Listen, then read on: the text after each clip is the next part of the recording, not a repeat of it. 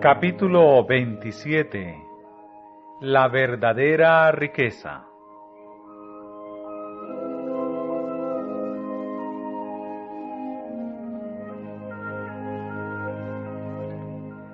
Entre los judíos, la pregunta ¿quién es mi prójimo?, causaba interminables disputas.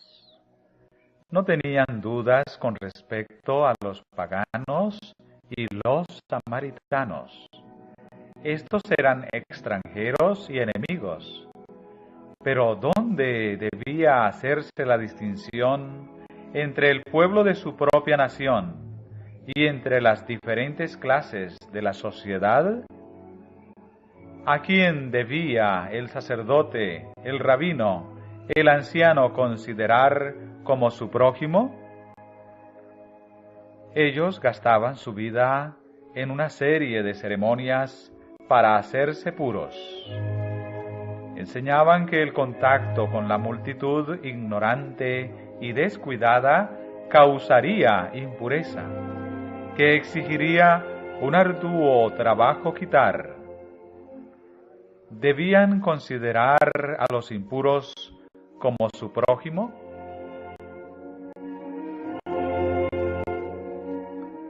Cristo contestó esta pregunta en la parábola del buen samaritano. Mostró que nuestro prójimo no significa una persona de la misma iglesia o la misma fe a la cual pertenecemos. No tiene que ver con la raza, el color o la distinción de clase. Nuestro prójimo es toda persona que necesita nuestra ayuda. Nuestro prójimo es toda alma que está herida y magullada por el adversario. Nuestro prójimo es todo el que pertenece a Dios.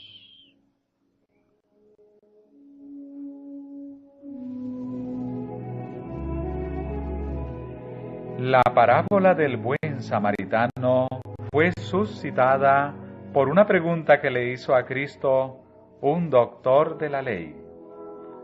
Mientras el Salvador estaba enseñando, un doctor de la ley se levantó, tentándole y diciendo: Maestro, ¿haciendo qué cosa poseeré la vida eterna? Los fariseos habían sugerido esta pregunta al doctor de la ley, con la esperanza de que pudieran entrampar a Cristo en sus palabras, y escucharon ávidamente para ver qué respondería. Pero el Salvador no entró en controversias. Le exigió la contestación al mismo que había preguntado. ¿Qué está escrito en la ley? Le interrogó. ¿Cómo lees? Los judíos todavía acusaban a Cristo de considerar livianamente la ley dada desde el Sinaí. Pero él volvió la pregunta referente a la salvación hacia la observancia de los mandamientos de Dios.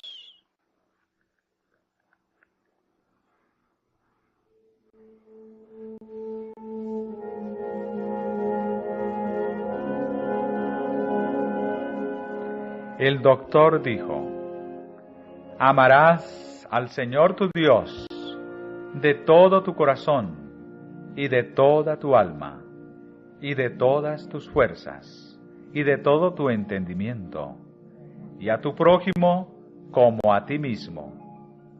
Bien has respondido, contestó Cristo. Haz esto y vivirás. El doctor de la ley no estaba satisfecho con la posición y las obras de los fariseos. Había estado estudiando las Escrituras con el deseo de conocer su verdadero significado. Tenía interés vital en el asunto y preguntó sinceramente: ¿Haciendo qué cosa? En su contestación referente a los requisitos de la ley, él pasó por alto todo el cúmulo de preceptos ceremoniales y rituales. A estos no les atribuyó ningún valor, pero presentó los dos grandes principios de los cuales depende toda la ley y los profetas. La alabanza que hizo el Salvador de esta respuesta colocó a Cristo en una situación ventajosa con respecto a los rabinos. No podían condenarlo por sancionar lo que había sido presentado por un expositor de la ley.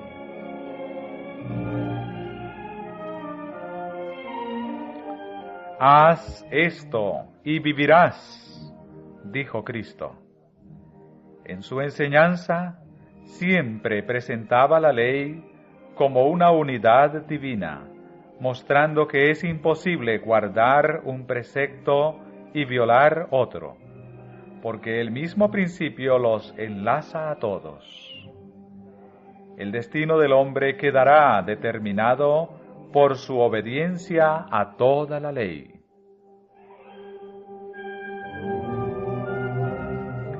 Cristo sabía que nadie podía obedecer la ley por su propia fuerza. Él quería inducir al doctor a una investigación más clara y más crítica, de manera que pudiera hallar la verdad. Únicamente aceptando la virtud y la gracia de Cristo, podemos guardar la ley. La creencia en la propiciación por el pecado habilita al hombre caído a amar a Dios con todo el corazón y a su prójimo como a sí mismo. El doctor sabía que no había guardado ni los primeros 4 ni los últimos 6 mandamientos. Fue convencido por las escrutadoras palabras de Cristo, pero en vez de confesar su pecado, trató de excusarlo.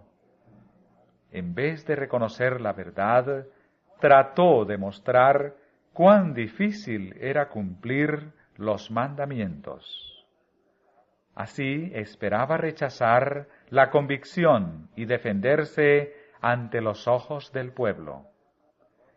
Las palabras del Salvador habían demostrado que esa pregunta era innecesaria, puesto que él pudo contestarse a sí mismo. Sin embargo, hizo otra pregunta diciendo: ¿quién es mi prójimo?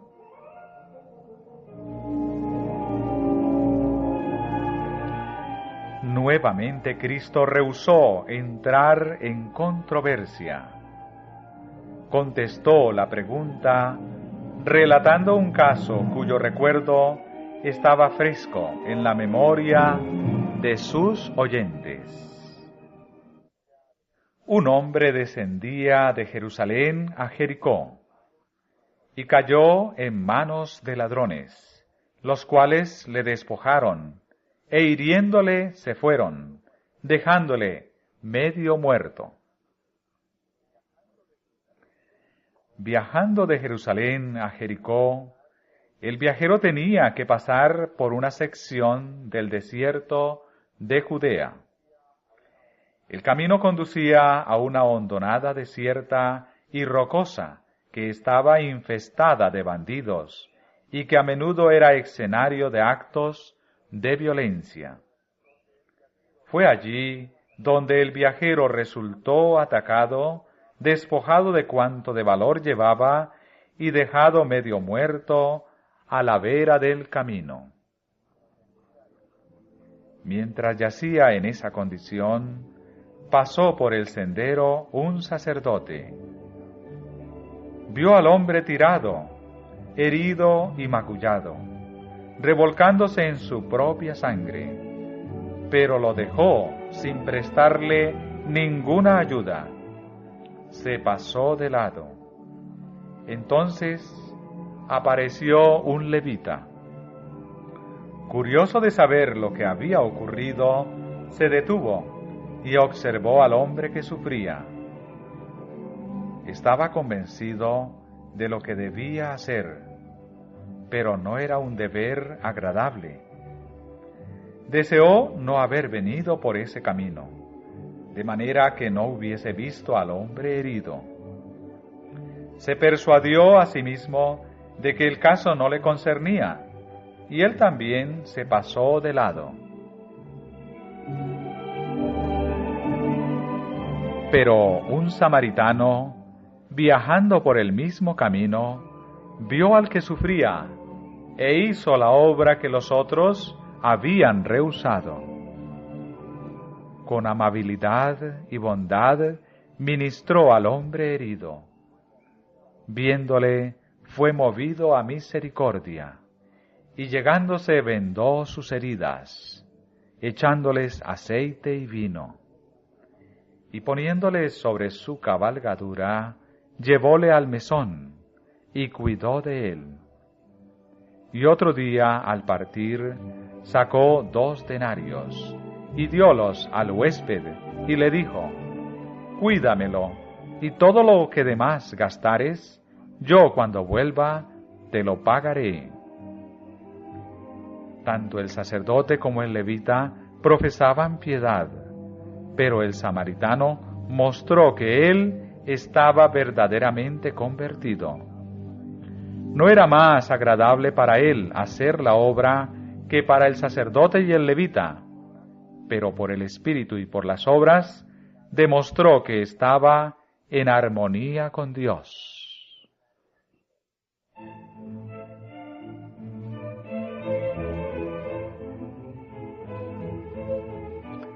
Al dar esta lección, Cristo presentó los principios de la ley de una manera directa y enérgica, mostrando a sus oyentes que habían descuidado el cumplir esos principios. Sus palabras eran definidas y al punto, que los que escuchaban no pudieron encontrar ocasión para cavilar. El doctor de la ley no encontró en la lección nada que pudiera criticar.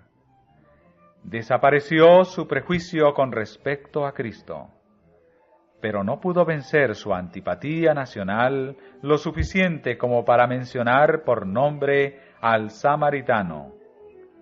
Cuando Cristo le preguntó: ¿Quién, pues, de estos 3 te parece que fue el prójimo de aquel que cayó en manos de ladrones? Contestó: el que usó con él de misericordia.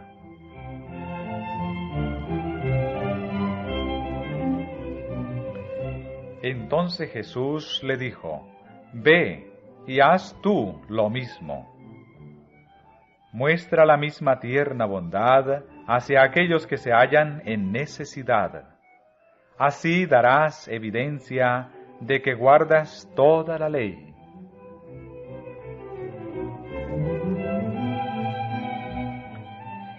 La gran diferencia que había entre los judíos y los samaritanos se relacionaba con ciertas creencias religiosas respecto a qué constituye el verdadero culto. Los fariseos no acostumbraban decir nada bueno de los samaritanos, sino que echaban sobre ellos sus más amargas maldiciones. Tan fuerte era la antipatía entre los judíos y los samaritanos, que a la mujer samaritana le pareció una cosa extraña que Cristo le pidiera de beber. ¿Cómo tú, le dijo, siendo judío, me pides a mí de beber, que soy mujer samaritana? Porque, añade el evangelista, los judíos no se tratan con los samaritanos. Y cuando los judíos estaban tan llenos de odio asesino contra Cristo, que se levantaron en el templo para apedrearlo, no pudieron encontrar mejores palabras para expresar su odio que: ¿no decimos bien nosotros que tú eres samaritano y tienes demonio? Sin embargo, el sacerdote y el levita descuidaron la misma obra que el Señor les había ordenado, dejando que el odiado y despreciado samaritano ministrara a uno de los compatriotas de ellos.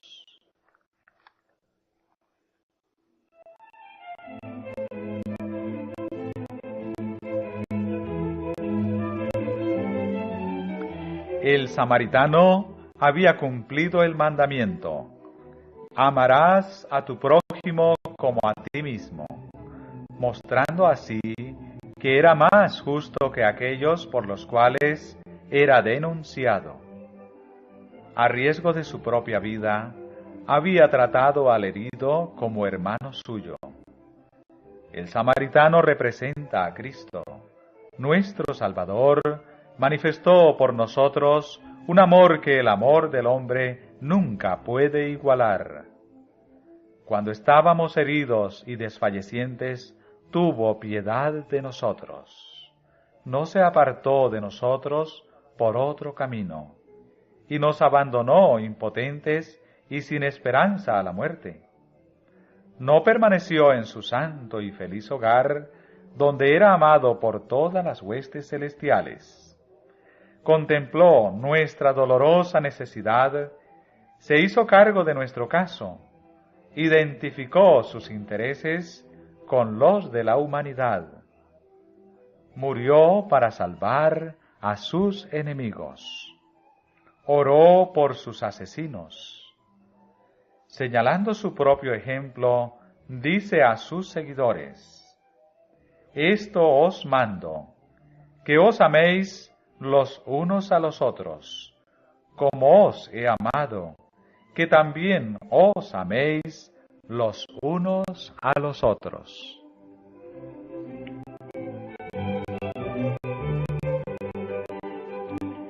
El sacerdote y el levita habían ido a adorar al templo cuyo servicio fue indicado por Dios mismo. El participar en ese servicio era un noble y exaltado privilegio, y el sacerdote y el levita creyeron que, habiendo sido así honrados, no les correspondía ministrar a un hombre anónimo que sufría a la orilla del camino.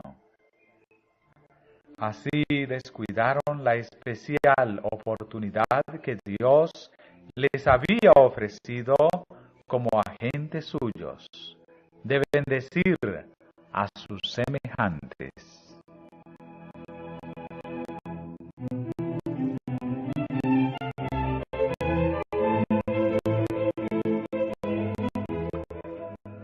Muchos están hoy cometiendo un error similar. Dividen sus deberes en dos clases distintas. La primera clase abarca las grandes cosas que han de ser reguladas por la ley de Dios. La otra clase se compone de las cosas llamadas pequeñas, en las cuales se ignora el mandamiento: amarás a tu prójimo como a ti mismo. Esta esfera de actividad se deja librada al capricho y se sujeta a la inclinación o al impulso. Así, el carácter se malogra y la religión de Cristo es mal interpretada. Existen personas que piensan que es degradante para su dignidad ministrar a la humanidad que sufre. Muchos miran con indiferencia y desprecio a aquellos que han permitido que el templo del alma yaciera en ruinas. Otros descuidan a los pobres por diversos motivos.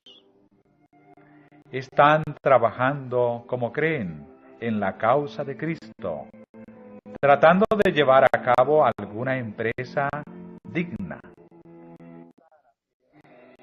Creen que están haciendo una gran obra y no pueden detenerse a mirar los menesteres del necesitado y afligido. Al promover el avance de su supuesta gran obra, pueden hasta oprimir a los pobres. Pueden colocarlos en duras y difíciles circunstancias, privarlos de sus derechos o descuidar sus necesidades. Sin embargo, creen que todo eso es justificable porque están, según piensan, promoviendo la causa de Cristo.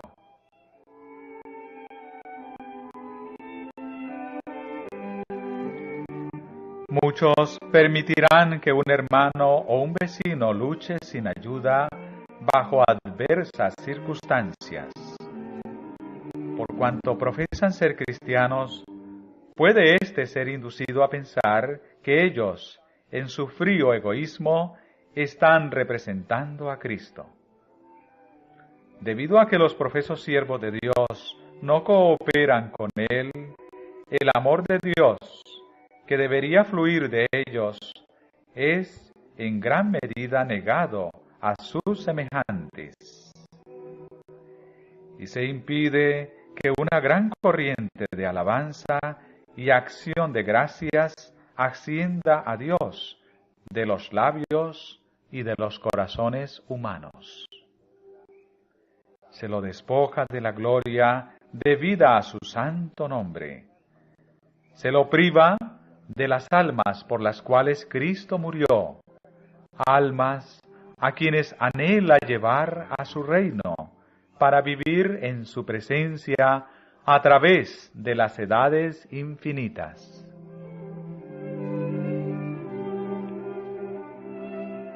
La verdad divina ejerce poca influencia sobre el mundo cuando debiera ejercer mucha influencia por nuestra práctica. Abunda la mera profesión de religión, pero tiene poco peso. Podemos aseverar ser seguidores de Cristo. Podemos afirmar que creemos toda la verdad de la palabra de Dios. Pero esto no beneficiará a nuestro prójimo, a menos que nuestra creencia penetre en nuestra vida diaria. Lo que profesamos puede ser tan sublime como el cielo, pero no nos salvará a nosotros ni a nuestros semejantes, a menos que seamos cristianos. Un ejemplo correcto hará más para beneficiar al mundo que todo lo que profesemos. Ninguna práctica egoísta puede servir a la causa de Cristo. Su causa es la causa de los oprimidos y de los pobres.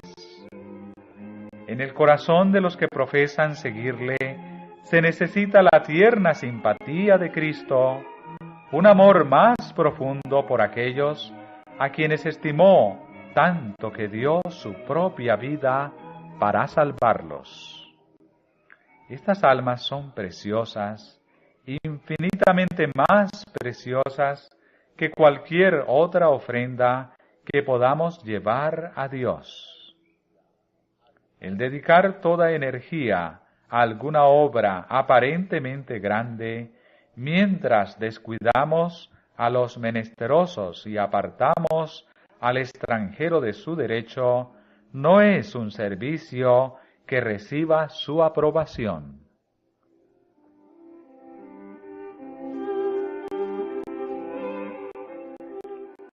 La santificación del alma por la obra del Espíritu Santo es la implantación de la naturaleza de Cristo en la humanidad.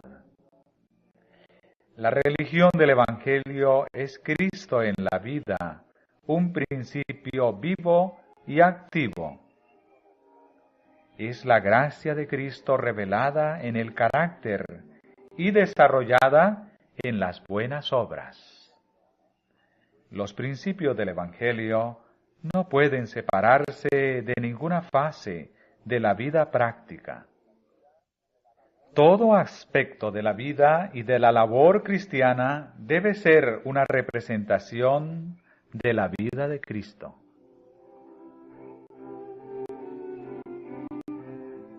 El amor es la base de la piedad. Cualquiera que sea la profesión que se haga, nadie tiene amor puro para con Dios, a menos que tenga amor abnegado para con su hermano. Pero nunca podemos entrar en posesión de este espíritu tratando de amar a otros. Lo que se necesita es que esté el amor de Cristo en el corazón. Cuando el yo está sumergido en Cristo, el amor brota espontáneamente.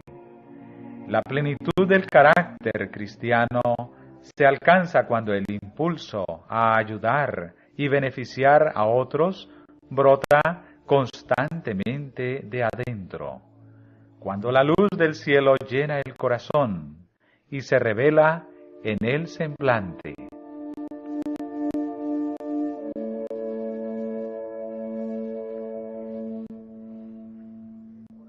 Es imposible que el corazón en el cual Cristo mora esté desprovisto de amor.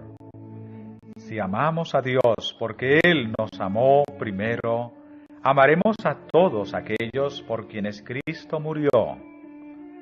No podemos llegar a estar en contacto con la divinidad sin estar en contacto con la humanidad.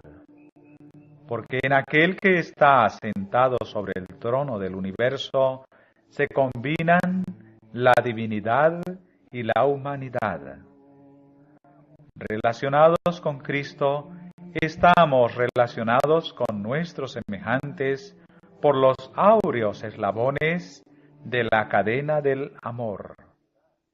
Entonces, la piedad y la compasión de Cristo se manifestarán en nuestra vida. No esperaremos que se nos traigan los menesterosos e infortunados. No necesitaremos que se nos suplique para sentir las desgracias ajenas. Será para nosotros tan natural ministrar a los menesterosos y dolientes como lo fue para Cristo andar haciendo bienes. Siempre que haya un impulso de amor y simpatía, siempre que el corazón anhele beneficiar y elevar a otros, se revela la obra del Espíritu Santo de Dios. En las profundidades del paganismo, hombres que no tenían conocimiento de la ley escrita de Dios, que nunca oyeron el nombre de Cristo, han sido bondadosos para con sus siervos, protegiéndolos con peligro de sus propias vidas. Sus actos demuestran la obra de un poder divino. El Espíritu Santo ha implantado la gracia de Cristo en el corazón del salvaje, despertando sus simpatías que son contrarias a su naturaleza y a su educación. La luz que alumbra a todo hombre que viene a este mundo está resplandeciendo en su alma. Si presta atención a esta luz, ella guiará sus pies al reino de Dios.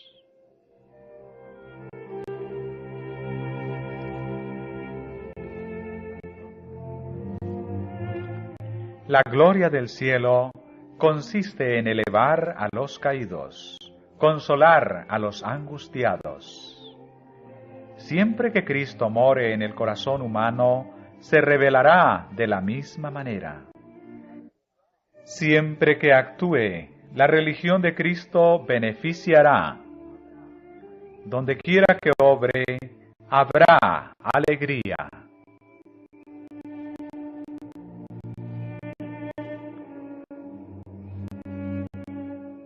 Dios no reconoce ninguna distinción por causa de la nacionalidad, la raza o la casta.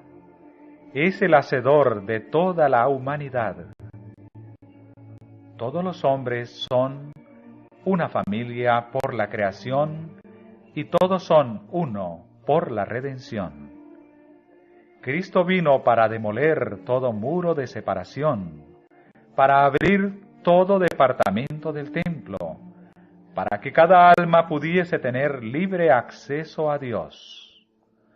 Su amor es tan amplio, tan profundo, tan completo, que penetra por doquiera. Libra de la influencia de Satanás a las pobres almas que han sido seducidas por sus engaños. Las coloca al alcance del trono de Dios, el trono circuido por el arco de la promesa.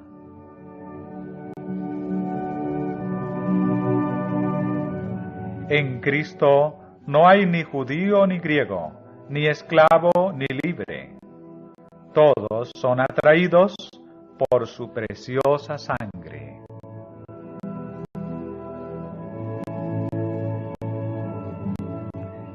Cualquiera que sea la diferencia de creencia religiosa, el llamamiento de la humanidad doliente debe ser oído y contestado.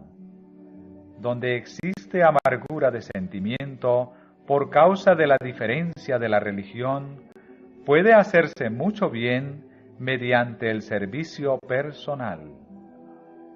El ministerio amante quebrantará el prejuicio y ganará las almas para Dios. Debemos anticiparnos a las tristezas, las dificultades y angustias de los demás. Debemos participar de los goces y cuidados tanto de los encumbrados como de los humildes, de los ricos como de los pobres. De gracia recibisteis, dice Cristo, dad de gracia. En nuestro derredor hay pobres almas probadas que necesitan palabras de simpatía y acciones serviciales. Hay viudas que necesitan simpatía y ayuda. Hay huérfanos a quienes Cristo ha encargado a sus servidores que los reciban como una custodia de Dios.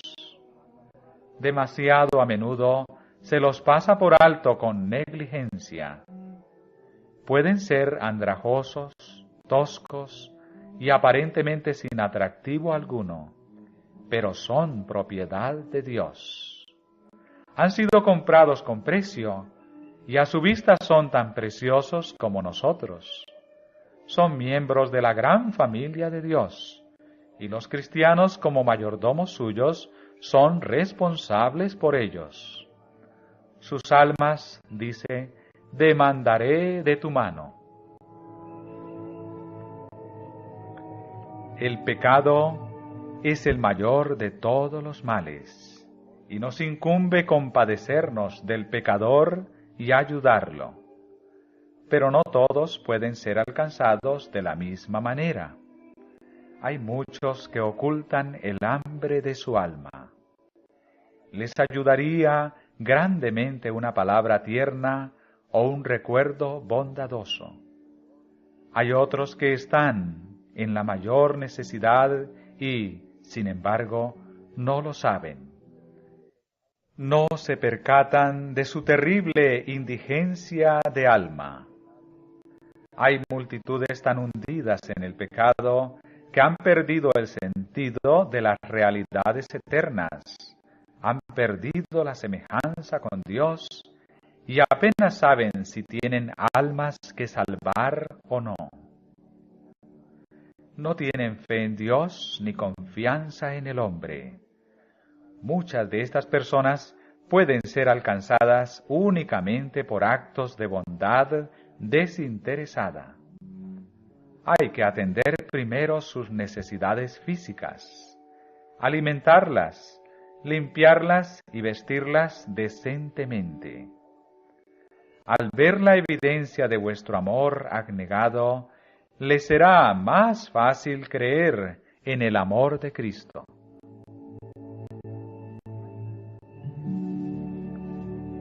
Hay muchos que yerran y que sienten su vergüenza e insensatez.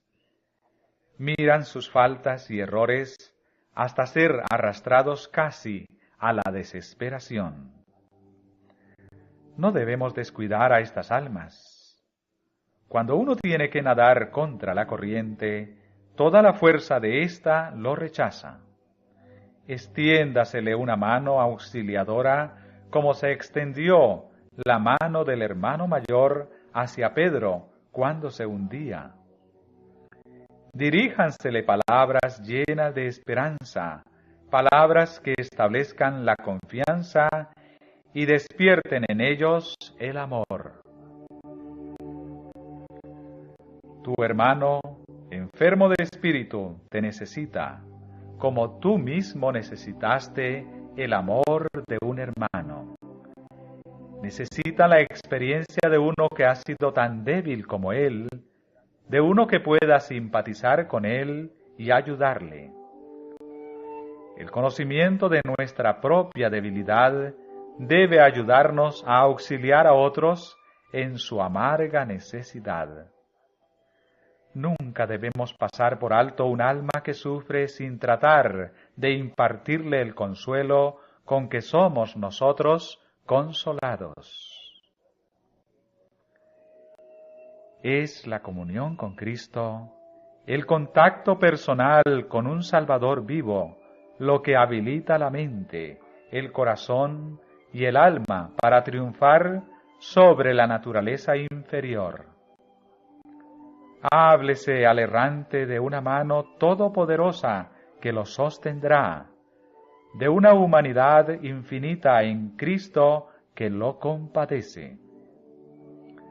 No le basta a él creer en la ley y la fuerza, cosas que no tienen compasión, ni oyen el pedido de ayuda.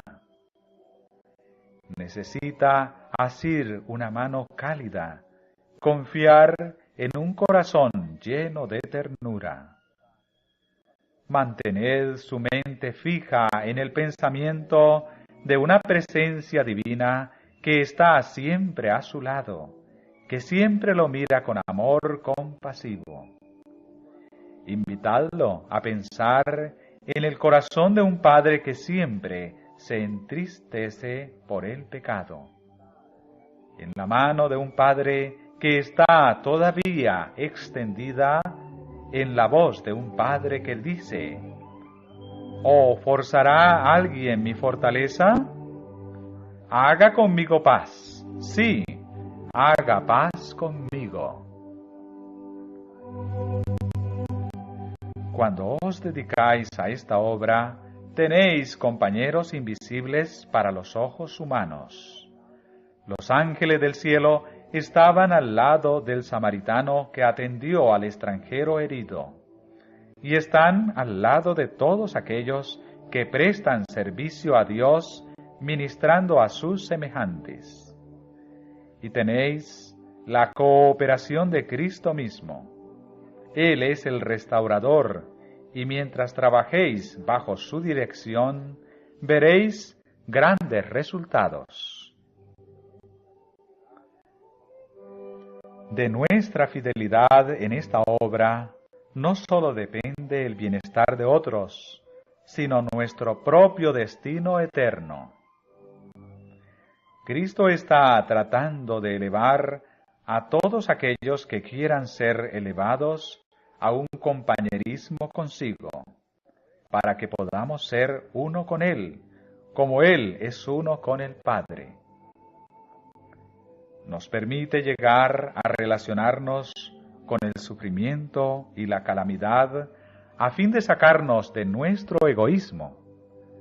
Trata de desarrollar en nosotros los atributos de su carácter, la compasión, la ternura y el amor. Serie de ceremonias para hacerse puros. Enseñaban que el contacto con la multitud ignorante y descuidada causaría impureza, que exigiría un arduo trabajo quitar. Debían considerar a los impuros como su prójimo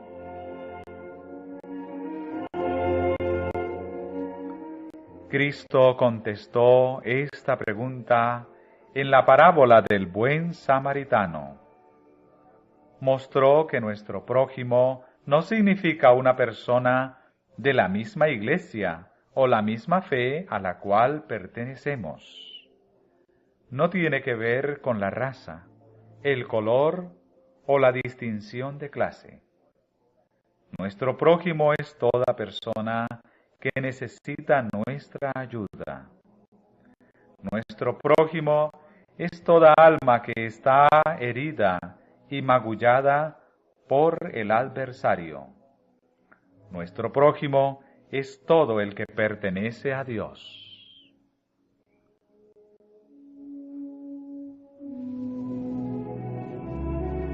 Volvió la pregunta referente a la salvación hacia la observancia de los mandamientos de Dios.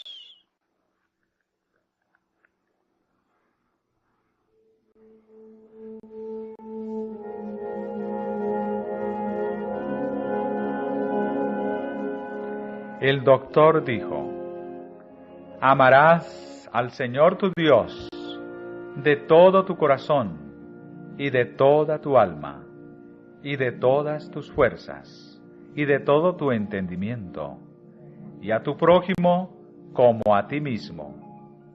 Bien has respondido, contestó Cristo. Haz esto y vivirás.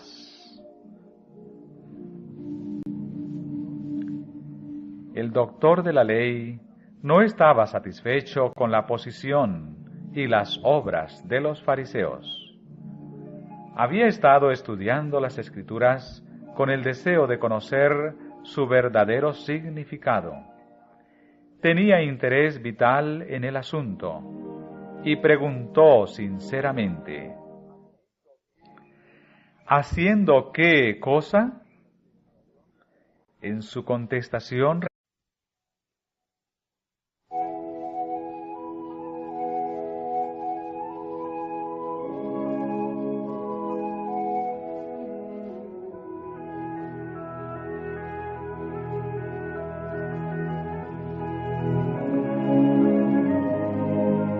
capítulo 27.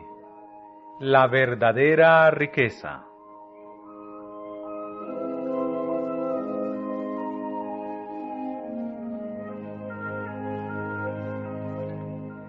Entre los judíos, la pregunta ¿quién es mi prójimo?, causaba interminables disputas.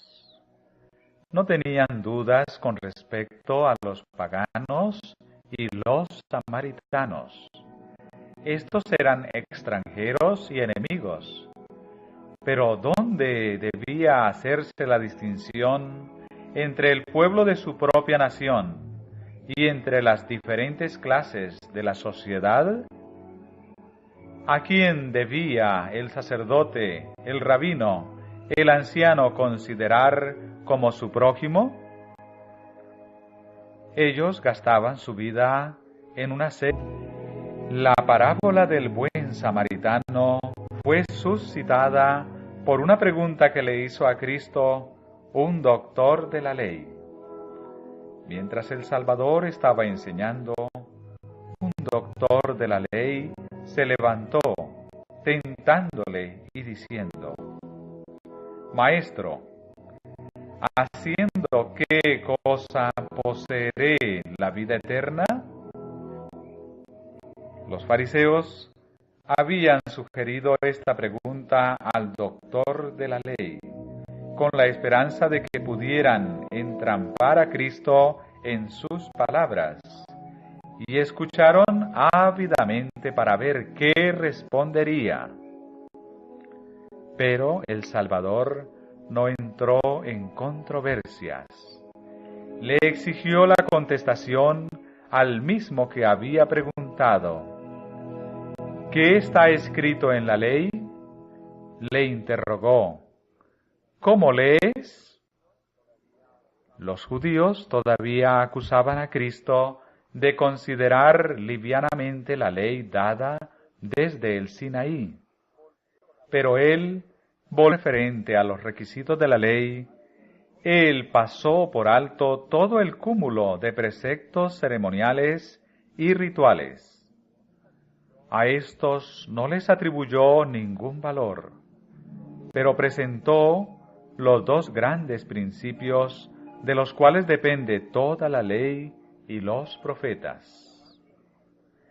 La alabanza que hizo el Salvador de esta respuesta colocó a Cristo en una situación ventajosa con respecto a los rabinos. No podían condenarlo por sancionar lo que había sido presentado por un expositor de la ley.